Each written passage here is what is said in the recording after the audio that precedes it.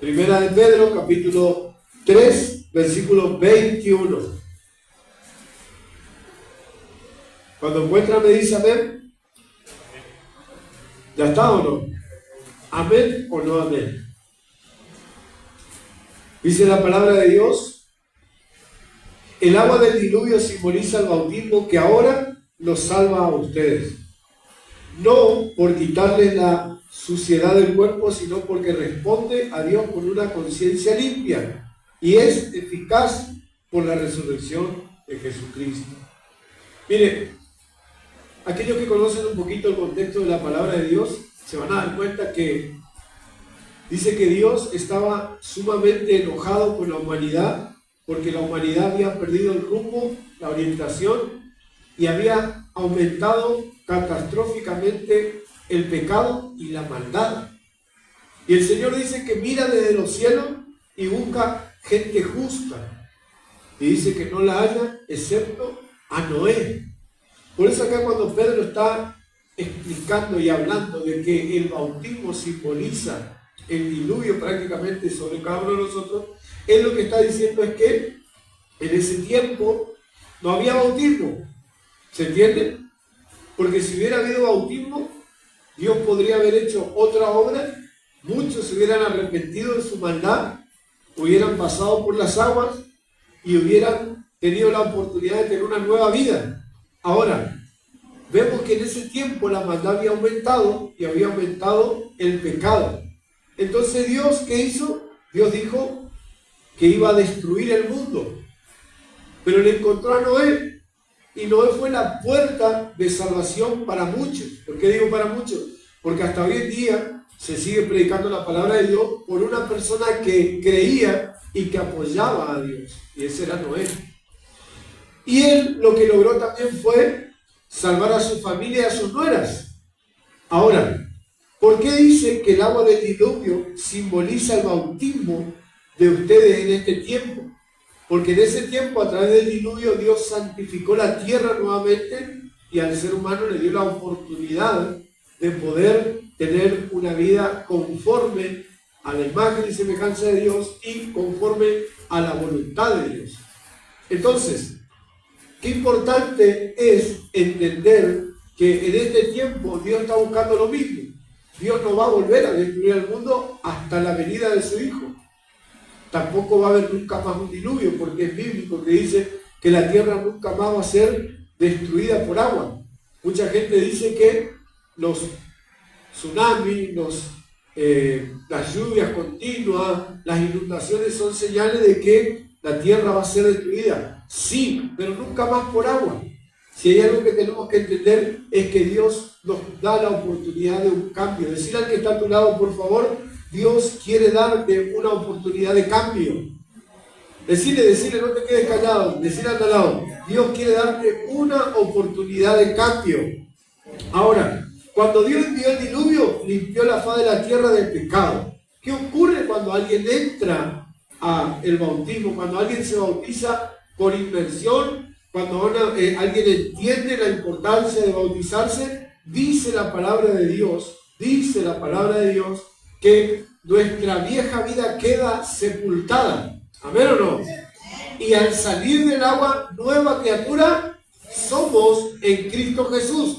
Ya no más a través de la ley, sino que ahora somos protegidos, guardados y somos justificados por Jesucristo de Nazaret. Por eso la palabra de Dios es justa y la palabra de Dios dice: las cosas viejas pasaron, he aquí. ¿Desde qué momento? Desde el momento en que alguien entiende que el bautismo es importante, las cosas viejas pasaron. ¿Cuáles son las cosas viejas? Nuestro pasado. ¿Cuáles son las cosas viejas? El pecado que nos asedia, que nos persigue. Dígame usted si el pecado no le persigue. ¿Sí o no? ¿No le persigue el pecado? Todos los días tenemos un pensamiento pecaminoso en la cabeza. Todos, incluido el pastor, incluido la pastora, incluido el hombre más ungido sobre la faz de la tierra, tiene un pecado metido en la cabeza, tiene un pensamiento de pecado metido en la cabeza. Entonces, lo que Dios quiere hacer es enseñarnos a vivir una vida diferente a la que el mundo vive. En el mundo hay maldad, Dios quiere que nosotros seamos pacificadores. Mirar al lado y decirle, ¿estás siendo un pacificador? Porque el pacificador busca que en la casa haya tranquilidad, que haya paz, que haya unidad. ¿Cuántos dicen amén? No hay ningún peleador acá, ¿no es cierto? A ver, puedo mirar estas luces por ahí, pero no hay ningún peleador acá. Y si está el peleador, hermana, sea así. Sí, y si está la peleadora, sea así, hermano. Y la realidad es que siempre el pecado nos persigue, nos asedia. El pecado quiere que nosotros volvamos a reincidir en lo que alguna vez hicimos. Es por eso que muchas veces las líneas de pecados generacionales que nuestros abuelos, nuestros padres han cometido, nos persiguen año tras año tratando de hacer que cada uno de nosotros cometamos el mismo error que cometió nuestro abuelo, que cometió nuestro padre. Ahora, ¿podemos vivir una vida diferente en Cristo Jesús? Por supuesto. Por eso Él dice, los que están en Cristo. ¿Cuántos están en Cristo? Acá levante su mano. Hago una pregunta y aprovecho. ¿Alguno no aceptó a Jesús en su corazón? ¿Todos han aceptado a Jesús en su corazón aquí? Tengo que preguntarle a los que se van a bautizar también. ¿Sabe por qué pregunto esto? Porque dice que los que están en Cristo, no todos, nueva criatura van a ser. No dice aquellos que no están en Cristo, dice los que están en Cristo, nueva criatura son. Las cosas viejas pasaron. Y me gusta este contexto. ¿Por qué? Porque yo me acuerdo de lo que era mi vida cuando estaba sin Cristo. Me levantaba un día positivo y otro día desesperanzado totalmente. Me levantaba un día con ganas de vivir y otro día no tenía ganas de levantarme de la cama. ¿Cuánto les pasa eso muchas veces? ¿Sí? Pero desde el momento en que conocí a Jesús y empecé a caminar una vida pegada a Él y a la voluntad del Padre, mi vida cambió. Así estoy viviendo en los peores momentos, las trabas más difíciles, las situaciones más caóticas. Yo me levanto con la misma fe intacta, hermanos y hermanas, sabiendo que Dios está obrando en cada una de las situaciones de mi vida. Pero eso no me ocurría antes cuando yo vivía mi vida lejos de Dios. No tenía esperanza, Dios me dio esperanza. No tenía fe, Dios me dio fe. No tenía ánimo, Dios me dio ánimo. Por eso dice la Biblia, las cosas viejas pasaron. Cuando uno entiende la importancia de caminar en Cristo, entiende de que la vida en Jesús es totalmente diferente. ¿Cuántos dicen amén? Y sigue diciendo, el libro de Corintios capítulo 2, segunda de Corintios, capítulo 5, versículo 17 dice, de modo que si alguno está, ¿qué significa de modo? ¿Sí? ¿Vieron cuando usted pone modo en algo? Por ejemplo, el ventilador. Si usted pone en 0, está en un modo inmóvil. Pero usted pone el 1, el 2, el 3 y el ventilador empieza a girar. ¿Sí? También ocurre con el aire, también ocurre con la moto. Cuando va a prender, la moto está apagada, usted le pone on y la moto tiene energía para moverse. ¿Amén o no? Entonces, el modo en el cual usted tiene que estar es el modo de estar conectado a la fuente de vida. Y la fuente de vida es Cristo. Él dice que vino para darnos vida y vida abundante. El mundo no disfruta de esa vida abundante. El mundo pelea con la economía. Nosotros somos más que victoriosos. El mundo pelea por felicidad, por amor, por un abrazo. El mundo pelea por posiciones, riqueza. Nosotros estamos tranquilos porque sabemos que Dios tiene el control, Dios tiene el dominio. El Señor, dice la palabra de Dios, que tiene control del universo. Le hago una pregunta, ¿no controlará tus situaciones? Él sabe lo que usted necesita antes de que usted declare con su boca. Porque Él dice que conoce las intenciones de nuestro corazón. Tal vez usted no se anime a decirle a Dios ni a contarle a nadie lo que está viviendo, pero lo que usted está pensando y usted está gestionando en su corazón, Dios ya lo conoce. Entonces, muchas veces hay milagros que ocurren simplemente porque Dios vio en tu corazón la necesidad. Hoy en día estamos acostumbrados, o están acostumbrados, mejor dicho, a esperar que vengan superhombres o superhéroes. No, va a venir un ungido de Inglaterra, va a venir alguien que dice que sana, que hace milagros, prodigios y señales. No, Él no hace nada. Quien sana es Jesús. Quien hace milagro y prodigio es Jesús. Quien va a transformar la vida de alguien es Jesús. Por eso usted no tiene que ser dependiente de ningún hombre ni de ninguna mujer. Y está medio raro lo que digo porque soy pastor. Comúnmente la gente dice, mi pastor esto, mi pastor aquello, mi pastor. Honra a su pastor, ame su casa, el lugar donde usted se congrega, pero usted tiene que estar pegado a la fuente de vida que es Jesús. Porque cuando usted aprende a vivir por Jesús, nadie le va a sacar de la iglesia. Cuando usted vive por un hombre, una mujer, por un modelo, por un diseño, por una denominación, cualquier enojo le va a alejar de la iglesia. Por eso yo le quiero decir algo en esta noche. Viva en el modo que Cristo quiere que usted viva. ¿Y sabe cuál es el modo de Cristo? Vivir una nueva vida. Las cosas viejas pasaron. Usted empieza a escribir un nuevo libro, una nueva historia. Mire, le digo algo. Está terminándose este día. Queda un par de horas, silencio. Queda un par de horas. ¿Sí? ¿Amén o no? A las 00 horas. Esta noche, Dios te va a dar una oportunidad de escribir un libro nuevo. 24 horas, 365 días de oportunidades.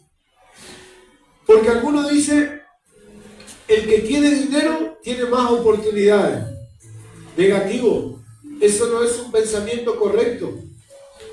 Porque el mismo tiempo de vida, los mismos minutos, segundos y horas, tiene un rico como un pobre. Tiene un sano como un enfermo. ¿Cuál es la diferencia y qué marca la diferencia? En que hay algunos que saben aprovechar el tiempo y hay otros que desaprovechan el tiempo. Usted no sea de aquellos que desaprovechan el tiempo, porque hay muchos que se levantan y viven la vida por vivirla. No, es un grave error. Pregúntese cuando usted se levanta en la mañana, ¿qué querés hacer de tu vida? ¿Dónde querés llegar? ¿Cuáles son tus sueños? ¿Hasta dónde estás dispuesto a sacrificarte para lograr que tu vida sea transformada? Hay cosas, hermano, que nunca van a ocurrir si vos no tomás una gran decisión. Y la gran decisión es caminar con Jesús. La gran decisión es, Señor, heme aquí, aquí estoy. Ya me cansé de probar en el mundo. Yo me acuerdo que cuando el Señor me llamó a los 20 años de edad, me había golpeado tanto en la vida con tan solo 20. Ahí llegó mi hijo Ezequiel, que le decía, yo que los jóvenes le dicen, ya llego, pa. Bueno, en algún momento llega, tranquilo. Te confío en Dios, ¿no? Pero él tiene 21. Cuando Dios me llamó tenía menos que la edad de él. Para algunos una locura. Algunos dicen, ya voy a tener tiempo. Ya en algún momento voy a casarme, voy a tener responsabilidades, voy a tener hijos y ahí me toca acercar a Dios. No. No. Dios quiera que a mí me hayan predicado de niño y que no me haya tenido que golpear tanto como me golpeó la vida. ¿Usted cree que no me dolió vivir 20 años fuera de Dios? Padres separados, abuelos separados.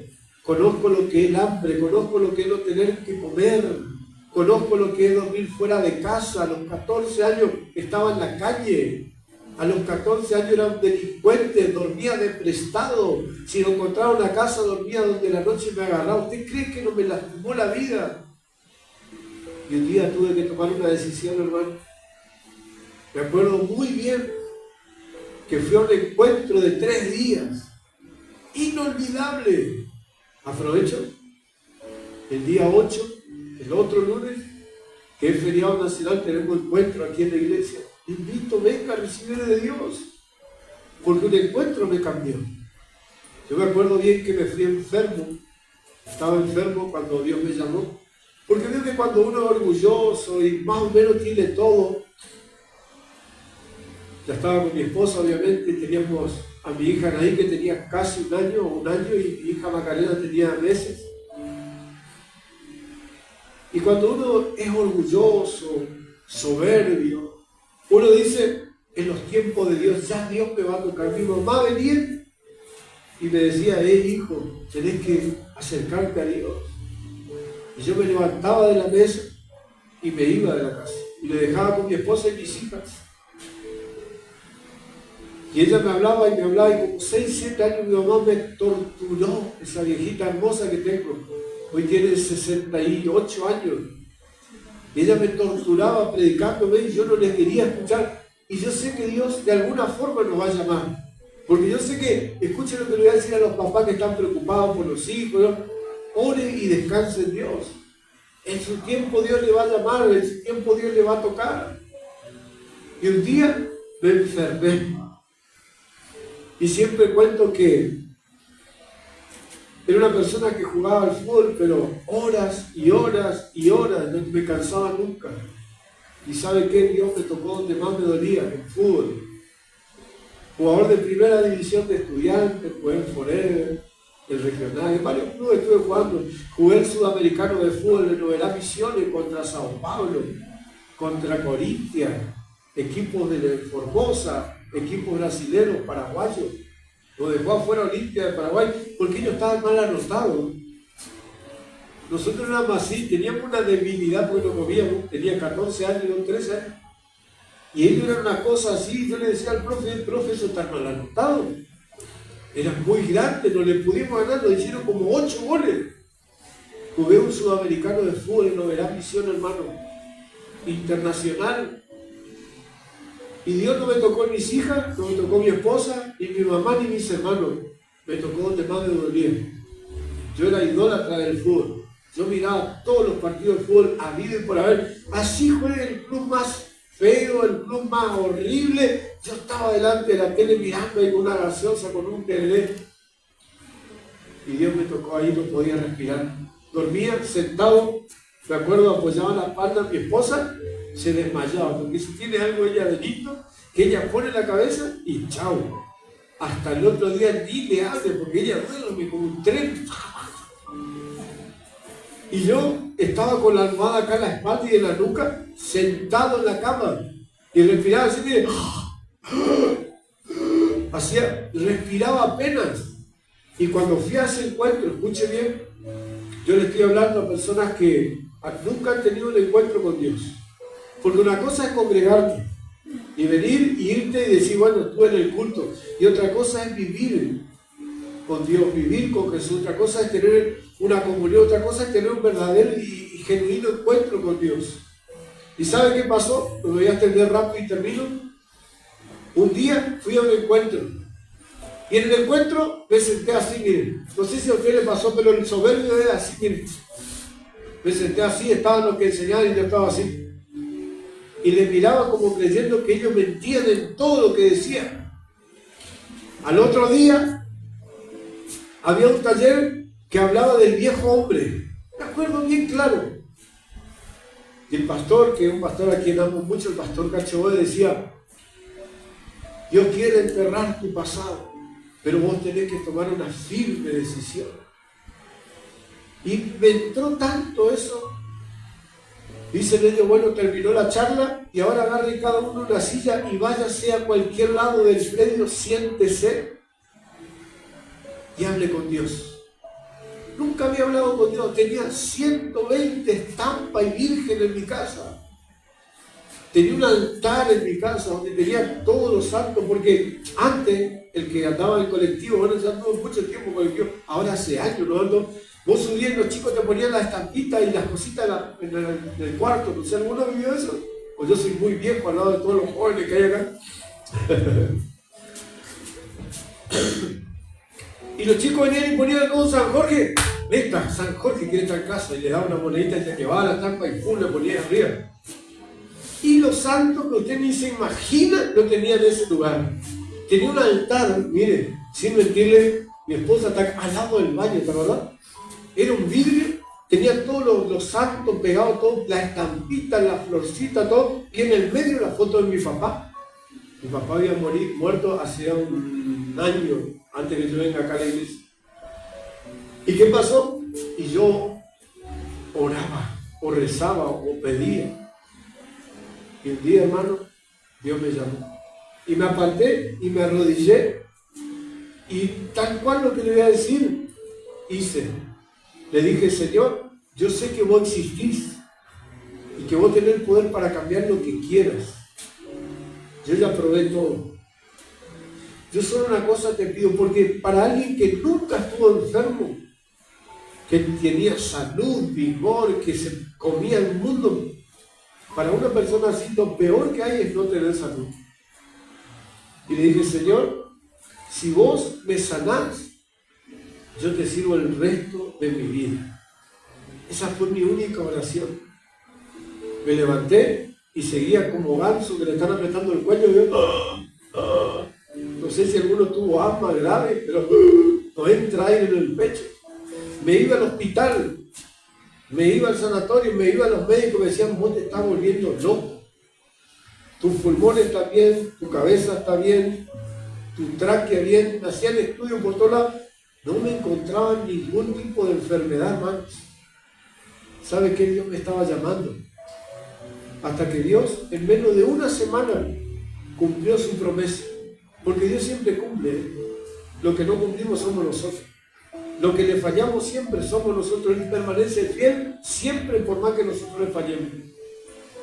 Y desde ese día, que me acuerdo bien que fue en el mes de junio del 2001, nunca más dejé de servirle a Dios. Junto a mi esposa, nosotros hace casi 25 años predicamos la palabra. Con amor, con pasión, y le servimos a Dios. Dejamos nuestra vieja vida. Vine del encuentro, escuchen. Ahora preparamos, programamos, pedimos cita, que la ropa, todo. Me acuerdo que entro corriendo, porque se entraba corriendo, y me siento en una silla delante de la iglesia, y veo la pileta. Igual que esto, una azul así era. Estaba arriba de la plataforma, y yo sentado allá, miro la pileta, y le llamo a la persona que me llevó a la iglesia, y le digo, hey, vení, ¿qué están por hacer? Y me dice, hoy hay bautismo, escuchen. Y le digo, yo me quiero bautizar. Y me dice, no se puede porque hay una charla, porque primero tenés que entender la importancia del bautismo. Me quiero bautizar, le digo, ¿cuál es el problema? Me dice, no, porque te tiene que autorizar la pastora y que lo hiciste el cursillo. Me quiero bautizar, por favor, le digo. Entonces se para el joven y se va y le habla a mi mamá, a la viejita que oró 7 años por mí. Y le dice, Selva, fíjate que tu hijo quiere bautizar, tiene que el protocolo es que sacar los protocolos.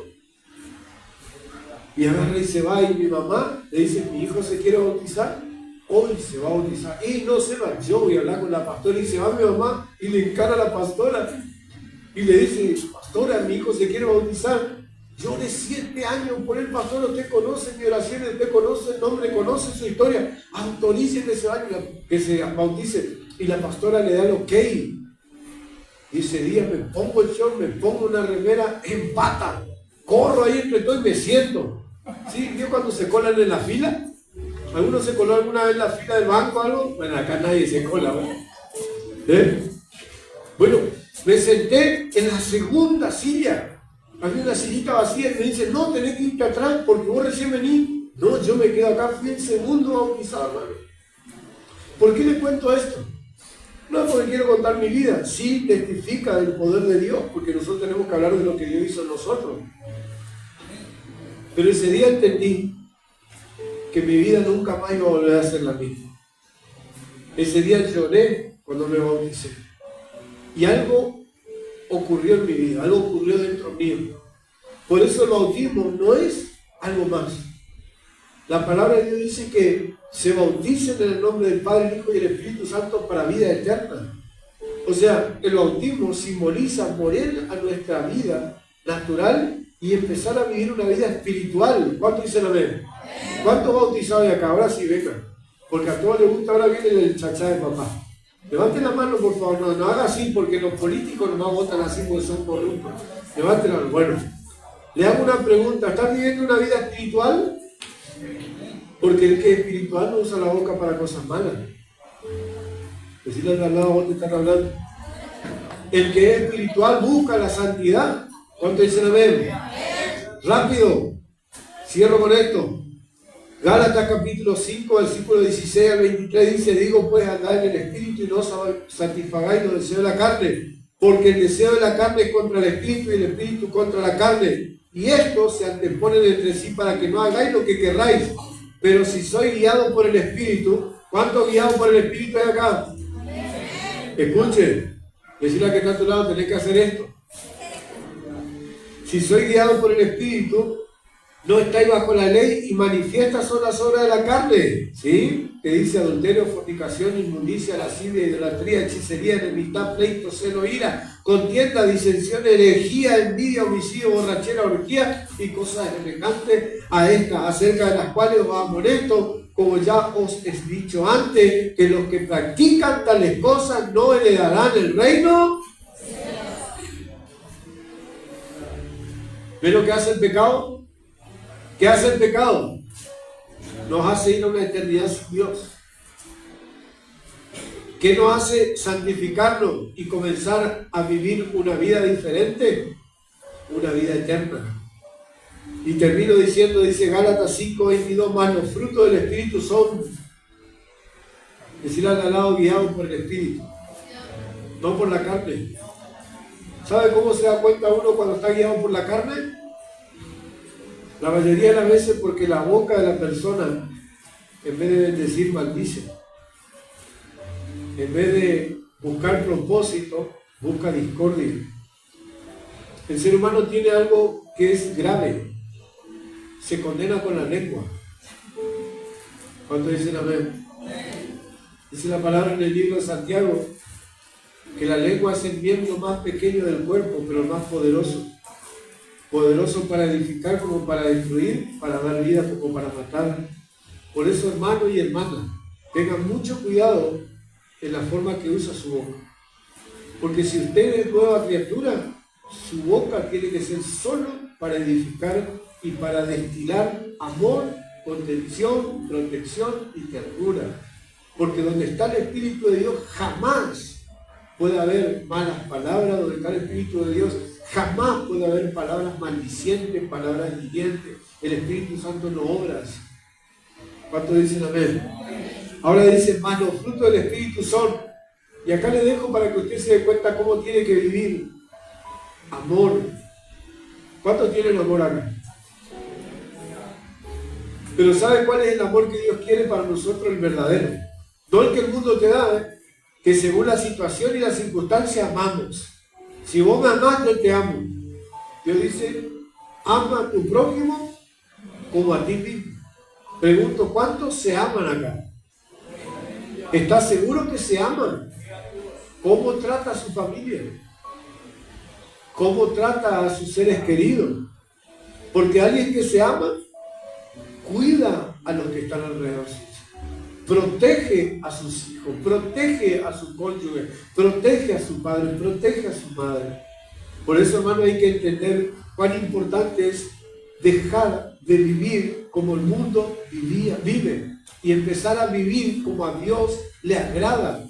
Que en su vida sea notoria, que se refleje en usted, en su diario vivir, los 365 días del año, porque hay muchos cristianos que son santos dentro de la iglesia. Entran y se ponen la coraza así, santidad. Y entran acá y ¡oh! La paz sea contigo, la gloria, Ramasai. Y sienten todo aquí adentro, pero cuando salen, su vida es una vida normal. Es la misma vida que lleva el mundo. Se van a los boliches, se van a la farra, desean a la mujer del prójimo, decirle al que está a tu lado, cuidado. ¿Sí? Porque esa gente no va a heredar el reino de los cielos. Y dice más, los frutos del Espíritu son amor, gozo, paz, benignidad, bondad, fe, mansedumbre, templanza. Qué linda esa palabra, ¿no? ¿A cuánto se le salta la chaveta en un toque?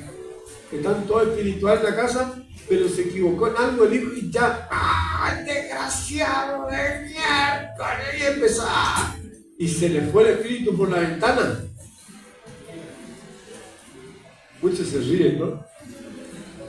Pero es cierto, la templanza la mansedumbre, son virtudes que tienen solo aquellos que tienen el Espíritu Santo. Dice Yokoi Kenji, no sé si alguno le conoce, pero es un filósofo, conferencista, que habla de la cultura japonesa. Yo le sigo y he escuchado muchísimo de su video hace muchos años, y él dice que una persona que es mansa y que tiene carácter es una persona que no se altera fácilmente. Pero en la cultura argentina o americana decimos que el que tiene carácter es aquel que grita, ¿verdad o no? Algunos dicen, aquel tiene carácter, ¿por qué? Mirá, y está los gritos, retando y rojo, la presión tiene que ser 19, pero él tiene carácter. Y la cultura japonesa dice que la persona que tiene carácter no se sale del molde. Y él da un ejemplo, cuando a él le enseñaron sobre la cultura japonesa, le dijeron, aquel hombre tiene carácter. ¿Cuál? Aquel que está allá atrás. Andá, molestale. Y dice que estaba el viejito así. Y va Yokoi Kenji, le pega un empujón y el viejito hizo así. Le tocaba la nariz y el viejito levantaba sus ojos y le miraba y agachaba la cabeza. Y buscó de todas las formas de hacerle enojar. Y sabe que el viejito no perdió los estribos. Y ahí le dijo el japonés, ese hombre tiene carácter, porque por más que vos le insultes y le moleste, ese hombre no pierde los estribos. Carácter no es gritar. Quiero decirle algo a los varones y a las mujeres que están acá, padres de familia. No crea que porque gritaste le das autoridad en tu casa. No crea que porque le tratás mal a tu cónyuge, sea varón o mujer, son la autoridad de tu casa. Cuando vos honrás y respetás, la autoridad de Dios te va a seguir. Cuando vos cuidás lo que Dios te dio, que es tu familia, Dios te va a dar respaldo y Dios va a cuidar de vos y de todos tus seres queridos. Por eso le quiero decir algo. Si usted dice que la vieja vida ha pasado, usted no puede tener las mismas costumbres de antes. Y si hay costumbres que están pegadas de su vieja vida, quiere decir que usted tiene que tener un verdadero encuentro y genuino encuentro con Dios. ¿Cuánto dicen amén? Denle un aplauso al Señor, por favor. ¡Aleluya! Quiero explicarle dónde están. Levante la mano. ¿Se pueden sentar por acá adelante los que se bautizan? Acá adelante, por favor. Ahí adelante, creo que ahí Amelia vota más y ahí esa niña. Amelia vota más. Ah, cierto. No dije, perdón, Amelia. Perdón. Pónganse todos los que se bautizan ahí es. Quiero hablarle a ustedes. Pónganse todos ahí. Eso, bien ahí. Qué lindo número. La mejor decisión que se puede tomar es decidir seguirle al Señor. Ahora, quiero hablarles a ustedes, y yo sé que muchos aquí, ¿quién no está bautizado acá en el auditorio? ¿Todos los demás están bautizados? ¿Usted no está bautizado? ¿Y qué hace ahí, mi hermano? Usted ya tendría que estar acá. Mire que su vida cambia en el bautismo. Por eso el Señor dijo, evangelicen y bauticen. Algunos dejan para lo último el bautismo, no el segundo paso. Ahí tenemos y tenemos remeras blancas, si quiere. Ahí le van a dar rápido. ¿Sí? Ahí Lucas, fíjate. Escuchen, el bautismo en la Biblia, escuchen ustedes, representa una identidad que muere. La identidad de la vieja vida. Si usted mañana pasado no empieza a marcar la historia, usted sigue viviendo en el pasado. No valió de nada el bautismo. Y es la resurrección de Cristo, que usted vuelve a revivir. Simboliza la muerte a la vida pecaminosa y el renacimiento de una nueva vida y vida espiritual. ¿Qué vida tenemos que llevar? Espiritual. Acuérdense que el espíritu y la carne son como el agua y el aceite. Nadie puede mezclar el agua y el aceite, es imposible. Se sacude, se le hace todo y le largaste y uno va por un lado y el otro. Y así trabaja el Espíritu Santo. Si está la carne viva, el Espíritu no va a estar. Es un acto público. ¿Cuántos testigos hay acá de que ellos se van a bautizar? Levanten su mano todos. Aleluya. Es un acto público que muestra la fe del creyente, o sea, alguien que se bautiza en fe entiende que esto va a transformar su vida. La purificación de los pecados y la promesa de seguir en obediencia a Jesús. El significado principal es morir a la vieja vida para renacer en Cristo. La inmersión en el agua simboliza ser enterrado con Cristo. No podemos enterrarnos de verdad, pero esto simboliza que nosotros somos sepultados como Cristo un día fue sepultado y renacemos como Cristo un día renació para marcar la historia. Mientras que al salir del agua se representa la resurrección de la nueva vida espiritual. Esto se basa en lo que dice el libro de Romanos capítulo 6, verso 3 en adelante. Hay un renacimiento y una purificación. Renacemos, pero también el pecado queda sumergido bajo el agua. ¿Amén? ¿Sí? Para algunos es festichería. Quiero decirle algo de parte de Dios. El ambiente espiritual es más real que usted y que yo en este lugar. Porque antes de que usted y que yo estemos aquí, Dios ya existía. Y Dios es espíritu. Por ende, lo espiritual siempre va a superar a lo natural. ¿Amén? El bautismo es un nuevo comienzo, un renacimiento espiritual que perdona los pecados tanto originales como los personales. ¿Por qué originales? Porque ustedes traen pecados arraigados de sus padres y de sus abuelos hasta la cuarta y quinta generación. Hoy ustedes van a quebrantar eso con la decisión que han tomado, que no ha sido impuesta por un hombre. Ninguno está por obligación acá, ¿amén o no? Han decidido en su corazón que se querían bautizar y están sentados aquí. Ahora, el bautismo es un testimonio público ante el mundo de que Dios ha hecho algo nuevo en cada uno de ustedes. ¿Hay algún requisito? Y no se podría decir, pero a la vez algunos muy pequeños. El único requisito bíblico para el bautismo es la fe en Jesucristo. ¿Por qué te bautizas? Porque creo en Jesús. ¿Por qué recibiste a Jesús en tu corazón? Porque creo que un día me voy a encontrar con Él. ¿Cuántos dicen amén? Los ejemplos los encontramos en el libro de los Hechos, en el bautismo de Cornelio y del Eutico, donde vemos que creyeron y automáticamente le bautizaron.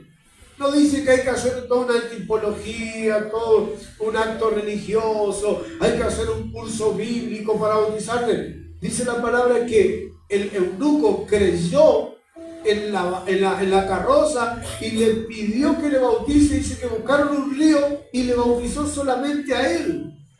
Entonces esperó a que haya, ojalá tengamos una pileta cargada todo el tiempo acá.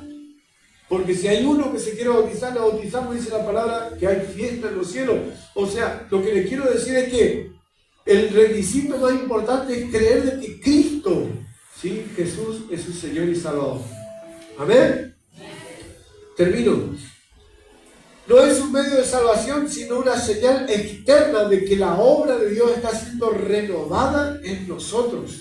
Que Dios está obrando en cada uno de nosotros cuando pasamos por aquí.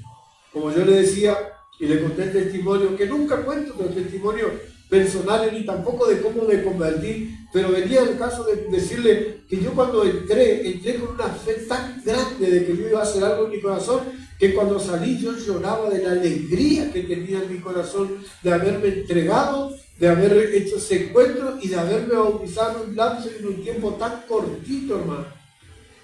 Porque a mí también me bautizaron como a muchos cuando era niño. Me tiraron agua bendita. A ver. Pero yo no tenía raciocinio. No sabía a quién iba a seguir. Pero ya aquí tenemos gente que entiende lo que está por hacer. Por eso le quiero decir algo. En el próximo bautismo, usted tiene que lograr que alguien venga, que renueve su vida y que comience a vivir lo que usted está viviendo. Porque yo sé que usted está viviendo, no digamos que estamos viviendo en la misma vida, pero ¿sabe qué? Hay un futuro y un porvenir eterno para nosotros. El día de mañana, siéntese al lado mío en la mesa del Cordero. muchos no van a estar ahí, yo voy a estar sentado en la mesa del Cordero y voy a estar sentado en el banquete celestial donde Jesús, mi amado, también va a estar. Esa es la promesa, hermano, que un día vamos a llegar a la vida eterna. ¿Cuántos dicen amén? ¿Cuántos quieren ir al cielo? Díganme. ¿Sí? Y los otros que nos levantan la mano, cuéntenme después como el infierno. Yo no quiero ni pasar por ahí, pero si usted decide irse al cielo, usted tiene que caminar una vida con Cristo. Denle un aplauso al Señor. ¡Aleluya!